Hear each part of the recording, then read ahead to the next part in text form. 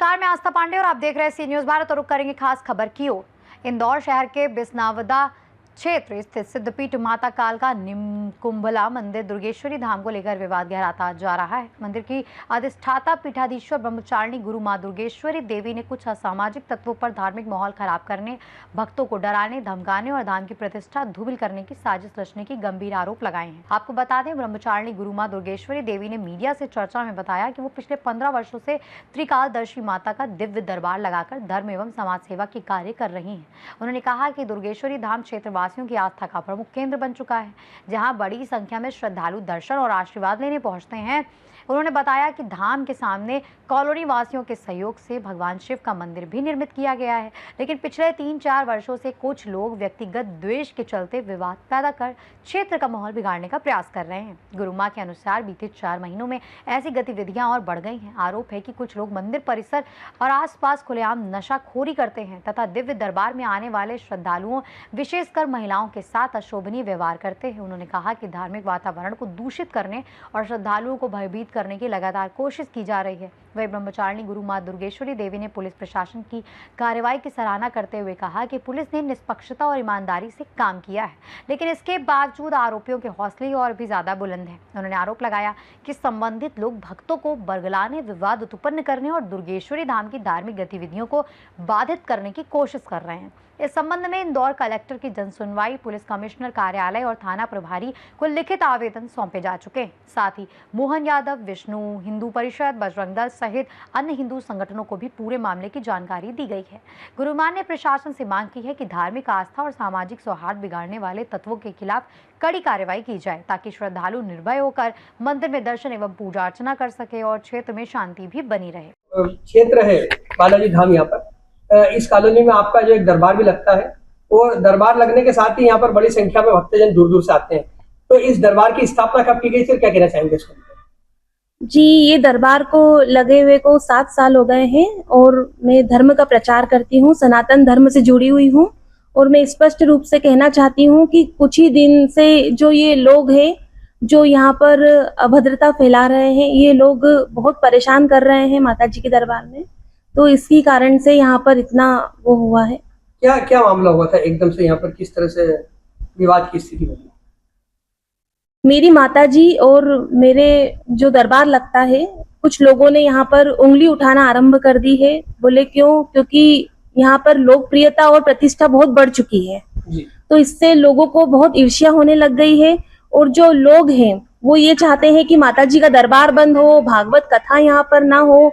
ये इन सब चीजें करने से मुझे रोक रहे हैं। जब मैंने लगातार मेरी लोकप्रियता देखते रहे, उसके बाद ये जो आसपास जो लोग हैं वो आए और आकर के मेरी माताजी के दरबार में मेरे भक्तों के साथ अभद्रता करी, उनके साथ मारपीट करी। और यही नहीं, मेरे सिक्योरिटी गार्ड के साथ भी इन्होंने मारपीट करी। मेरी माताजी है उनके ऊपर भी हमला किया, मेरे भाई है उनके ऊपर भी हमला किया।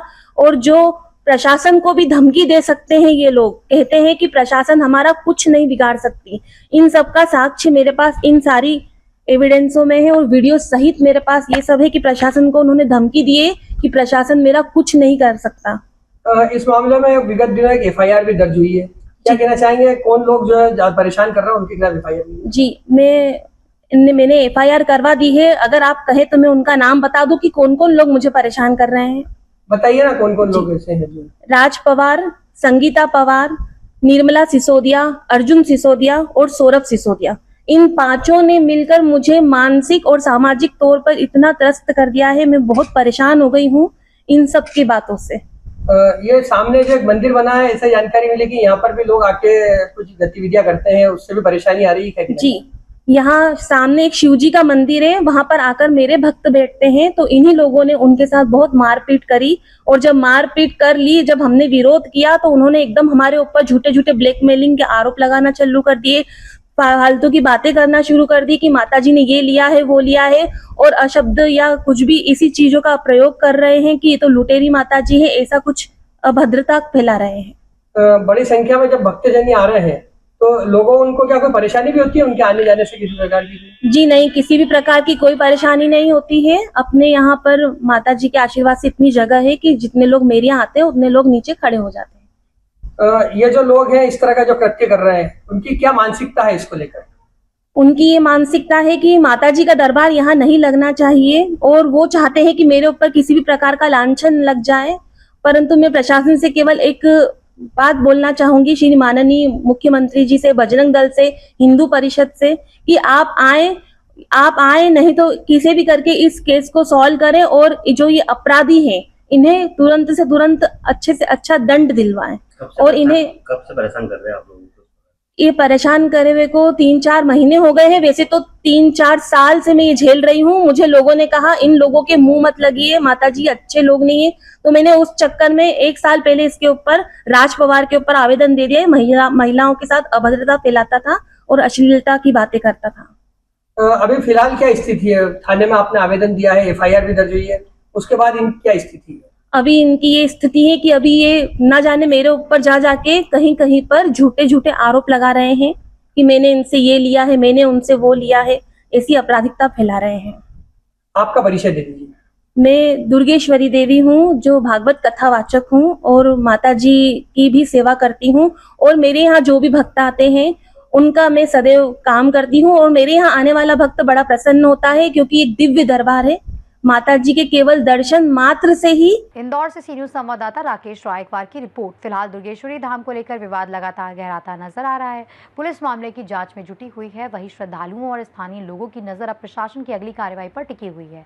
फिलहाल इस खास खबर में बस इतना ही। बाकी देश और दुनिया की तमाम बड़ी खबरों के लिए बने रहिए सी न्यूज भारत के साथ।